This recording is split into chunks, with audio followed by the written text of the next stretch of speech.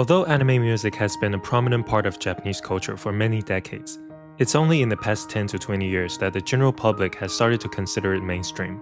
And while this shift is a collective effort, one specific band, RADWIMPS, has played a pivotal role in the movement, thanks to their music from the immensely successful anime films Your Name, Weathering with You, and Suzume. For a lot of people who aren't J-rock fans, 2016's Your Name, it's been out for 10 years. 2016's Your Name is what introduced them to RADWIMPS. Understandably, many thought they were a new up-and-coming rock band, since their name hadn't been in the public spotlight before. But in reality, they have been around for over a decade at that point.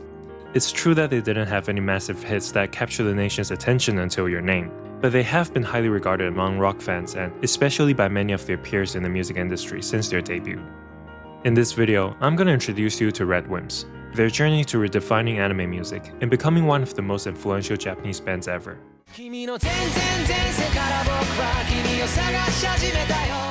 Formed in 2001 by guitarist Kuwahara Akira and the lead singer Noda Yojiro, the band first showed their early promise when they won the Yokohama High School Music Festival in 2002.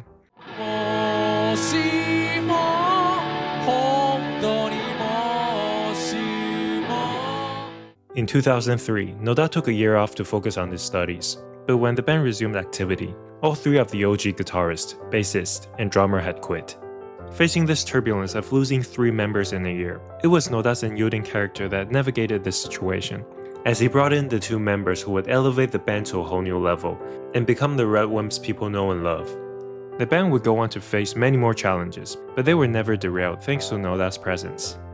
With the core member set, allow me to properly introduce them. The lead singer, Noda Yojiro, known for his clean and silky voice, is also one of the best songwriters in the industry and the main creative force behind RADWIMPS. He lived in Nashville and Los Angeles as a kid, which is why he's also prolific at singing and writing in English. The bassist, Takeda Yusuke, who also arranges most of RADWIMPS' songs, is the backbone of the band as they venture through different genres of music. The drummer, Yamaguchi Satoshi, is also an integral part of RADWIMPS. However, it's his personal journey that truly stands out, which I'll spend more time on later in the video. And finally, the guitarist, Kuwahara Akira, that iconic guitar in Zen Zen Zensei.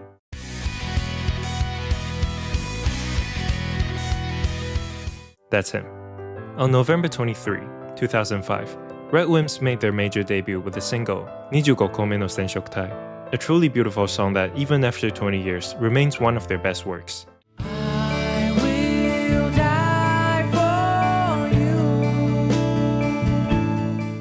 In 2006, they released their first album since their major debut, RADWIMPS 3, Muchinto ni Moteki Watsureta Ichimai. I said since their major debut because they've actually released 2 albums during their indie era, neither of which is officially available on streaming platforms, but they can be found on YouTube. And there are some really, really good songs.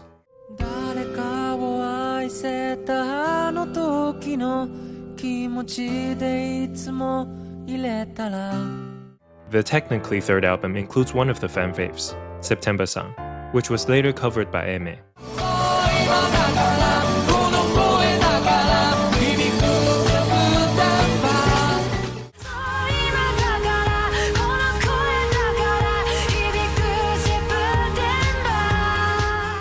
And for those saying I'm mispronouncing Aimee, it's not that different. Only 10 months after releasing their third album, which they were still experimenting with and had some rough edges, they dropped their 4th album, RADWIMPS 4, Okatsu no Gohan. This is the quintessential RADWIMPS album. It's comprehensive, thorough, and strikes a great balance between lyrics and music. Just amazing from top to bottom. The album features multiple all-time classics that remain extremely popular among the fanbase to this day. Memeshi is the highlight and embodiment of the album. Everything great about RADWIMPS, Noda's vocals and lyricism, the band's instrumentation, all packed into a single song.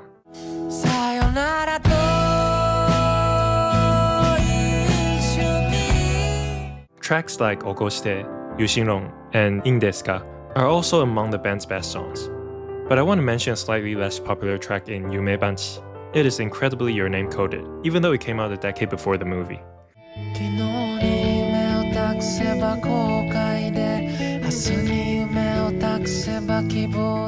Following an exceptional start to their career, The band spent the next few years touring, building their fanbase and reputation within the industry, while enjoying commercial success with their fifth album and single releases.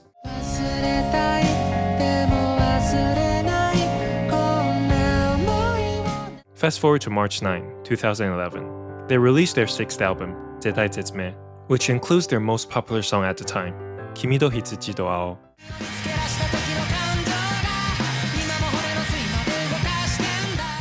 Kimido Hitsujido Ao adds to a long list of RADWIMPS song titles that include wordplay. If you put the kanji of Kimi, Hitsuji, and Ao together, you get the term gunjo, which is a shade of blue commonly used in traditional Japanese artwork. And if you're a fan of YOASOBI, it's the same word as their popular hit. But what's even more interesting about the song is that when Shinkai Makoto, the creator of Your Name, wrote the famous body swap scene featuring Zenzen Zensei, he actually wrote it while imagining Kimido Hitsujido Ao playing in the background as a reference. However, RADWIMPS never got the chance to celebrate their new album because only 2 days later, Japan was struck by the largest earthquake in its history. On March 14, RADWIMPS launched a website allowing people to donate and send messages to the Tohoku region, with support from many Japanese celebrities. Their endeavor didn't stop there. Starting from 2012, RADWIMPS would release a song every year on March 11 to cheer for and commemorate the people of Tohoku. And on September 15, 2013, they held their first ever outdoor concert in Miyagi, one of the prefectures devastated by the earthquake and tsunami. Towards the end of 2013, RADWIMPS released their seventh album, Batsudo Maru to Tsumido. It was a bittersweet moment for them due to the memories that will forever accompany their previous album release. The band stepped away from songwriting in 2011 as they spent most of their time touring and visiting the Tohoku region. They had a hard time shifting into creative mode until they decided to release a song on March 11, 2012, which allowed them to reset and begin a new chapter. 2014 was a relatively calm and uneventful year for RADWIMPS, as they toured and focused on the secret project that would forever alter the band's place in the history books in a couple of years.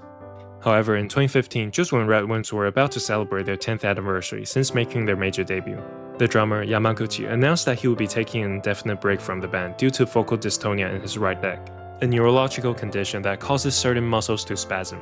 Yamaguchi first noticed symptoms during a show in 2009, where his leg froze up momentarily, and even though he was able to continue performing while rehabbing for several more years, the condition gradually worsened until finally he's just physically and mentally unable to continue. At first, he wanted to quit the band altogether, but the other members convinced him to take a leave instead, and they'll always welcome him back when he's ready. As of the time of making this video, his condition still hasn't been cured. However, after a decade of hard work, collaborating with doctors on medical research and Yamaha on cutting-edge technology, he was finally able to perform once again by using voice control mechanisms that are almost as spontaneous as an extra limb. His performance has returned to such a high level that Yamaguchi held his first solo tour in 2025, performing in front of live audiences for the first time in nearly a decade. So obviously, many fans were really hoping that his return to the band was also imminent. Let's return to 2015. After Yamaguchi handpicked the two supporting drummers, Mori Mizuki and Hata Toshiki, RADWIMPS celebrated their 10th anniversary by going on their first overseas tour, performing across Asia and Europe, followed by a domestic tour featuring special guests who are longtime fans of the band. Some of the guests include Yonezu Kenshi,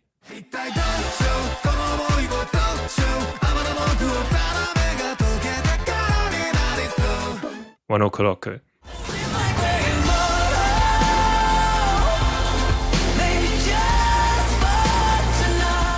Ikimono Gakari,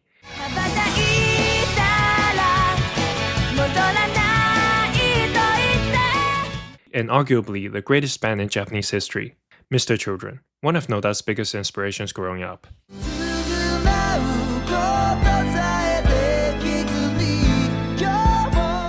By this point, Noda's songwriting prowess was well known throughout the music industry, leading to collaborations with high-profile names, most notably Eme and the late Sayuri in 2016. Noda has already been a fan of Eme's voice for a few years, so when Taka, the lead singer of Wanokuroku, introduced them, he offered Eme a song he's been holding on to for a while, Chocho Musubi, which was later turned into a duet upon Eme's request.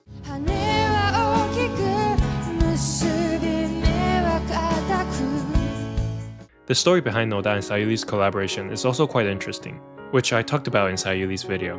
Noda had written a song called Furare Gai Garu, but realized that his voice didn't suit the song, so he's been looking for a right person to give it to. One day, when he was at the studio, Sayuri, who had just made her major debut not so long ago, was also there to record her new single. She had been a huge fan of RADWIMPS, so she greeted him and gave him a copy of her CD, even though she wasn't really expecting him to listen to. But he did, and immediately saw her as the perfect singer for Furare Gaigaru.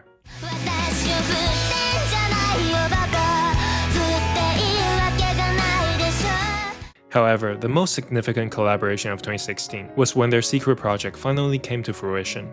On August 24, Shinkai Makoto's new film, Your Name, featuring 4 theme songs and 22 original soundtrack written and composed by RADWIMPS, premiered in Japanese cinemas.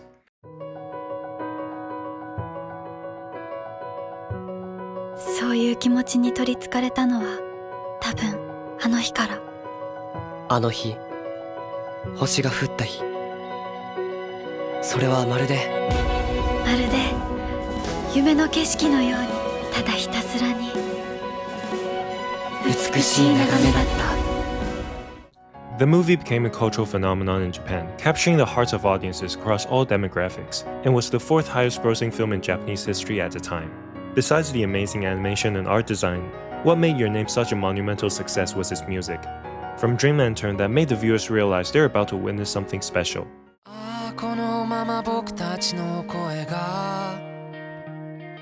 Zen Zen Zen that matches the exhilarating body swap montage.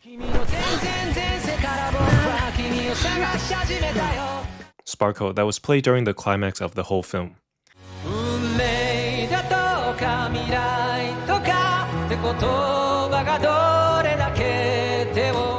To Nandemo Naya that perfectly captures the sense of unspeakable emptiness of your name.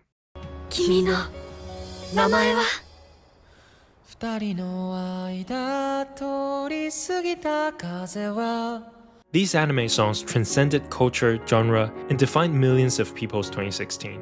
While there are many more successful anime songs throughout history, few have been able to reach people from such a wide range of backgrounds and unbiasedly normalize the existence of anime music in their lives as the songs of Your Name.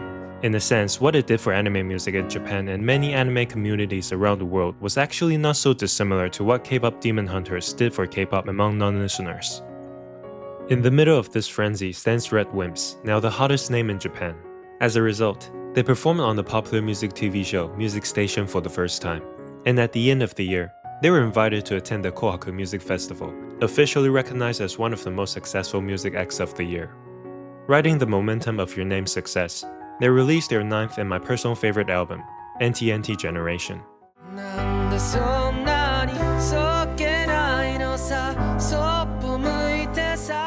The album is a unique blend of music genres, lyricism, and ideas.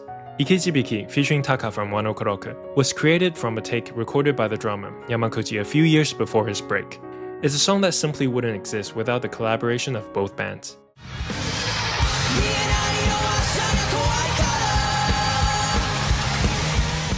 Sokenai and Nakitashi Sodayo featuring Aimyon are among the best ballads RADWIMPS have ever released. But personally, the standout song of the album is Paparazzi.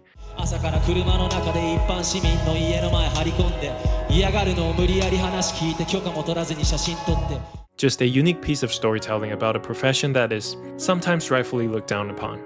On July 19, 2019, RADWIMPS once again returned to the mountaintop with the release of Weathering With You by Shinkai Makoto. While the movie didn't reach the same height as Your Name, it's still a massive financial success, claiming the number 12 spot among the highest grossing films in Japanese history at the time.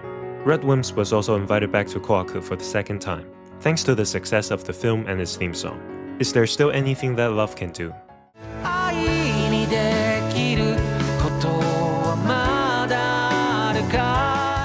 We also got 2 other tracks featuring the female vocalist, Miura Toko. Because as Shinkai Makoto's movies continue to evolve, Noda also realized that he needs to bring more dimension to the theme songs. Something that requires more than just his voice. This creative direction will continue to the next project, but we're still a few years away. After 2020 where the band saw limited activity due to COVID, on March 11, 2021, RADWIMPS released 10 Years 10 Songs, an album featuring the 10 songs they had released for the victims of the Tohoku earthquake over the past decade. All the profits made from the album sales were donated to disaster relief efforts across Japan. Unfortunately, such great deeds were overshadowed later that year, when the paparazzi found out that the guitarist, Kuwahara, had been cheating on his wife. He admitted to the allegations and announced that he would be taking leave to reflect. The hiatus lasted for a year, as he fully returned just in time for the release of Shinkai Makoto's Suzume on November 11, 2022. While it's another triumph at the box office, musically, RADWIMPS took more of a supporting role this time, with Noda deciding that the spotlight needed a voice with a different profile. And he's absolutely right, because the result was this masterpiece.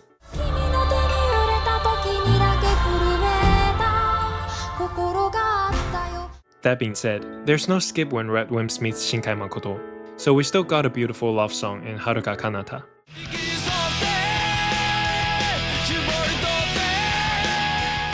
No, I misread it. It's Kanata Haruka.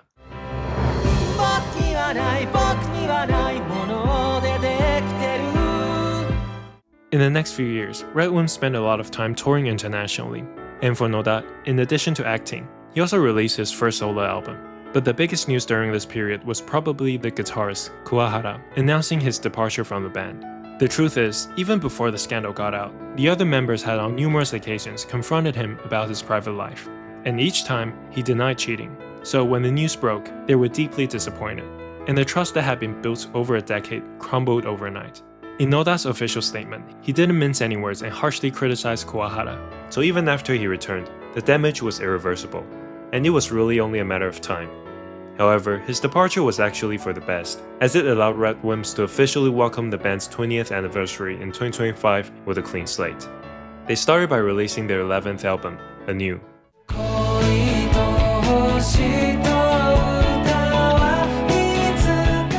It's an album about going back to their roots. Since their breakout success in 2016 with Your Name, RADWIMPS have often found themselves in the mainstream spotlight, and inevitably, some of their music became more commercialized. In today's mainstream J-pop, tie-ins and singles have led to new albums with a lot of old songs that artistically have nothing to do with each other. So the concept of a themed album is becoming increasingly rare. What RADWIMPS wanted was just a corner where they could make music for themselves. Not for commercials, not for anime or TV shows, music that is purely made for the joy of it. And that's what this album is about. Following the album's release, a tribute album soon followed. It featured 14 classics spanning their entire discography, performed by some of the biggest names in the industry, from Yonezu, Yoasobi, to Yorushika. A truly dream lineup. I will die for you.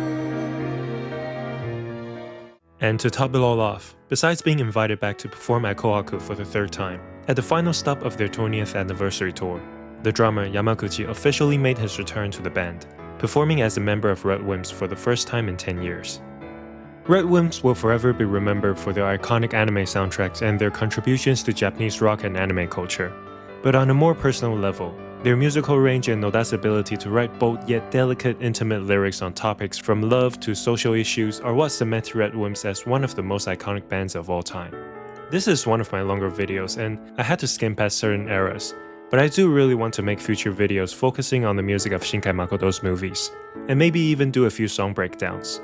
I'm also planning on making an album review on RADWIMPS' tribute album I just mentioned, because the lineup is just legendary. It'll most likely be on my Patreon, which doesn't exist at the time of making this video. My copyrighted videos that were taken down, along with my monthly J-pop news videos, will be moving there because they're not good for my YouTube channel due to legal and algorithm reasons, but they'll still be free to watch. I'm still planning about, so if you want to stay updated or simply enjoy this video, please subscribe and like. Thanks for watching. This has been Cushion. See you next time.